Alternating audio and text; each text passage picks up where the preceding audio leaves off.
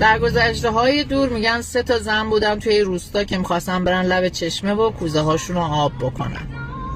موقعی که مشغول پر کردن کوزه ها میشن شروع میکنن به حرف زدن با هم دیگه. پیرمردی هم همون حوالی نشسته بوده و حرف هاشون رو گوش میکرده. زن اول میگه پسری دارم که تو انجام حرکات آکروبات بسیار موفقه. زن دوم هم با حالت فخر فروشی میگه پسر من مثل بلبل آواز میخونه.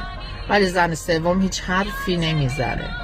2 زن دیگه میگن چرا تو حرفی از پسرت نمیزنی؟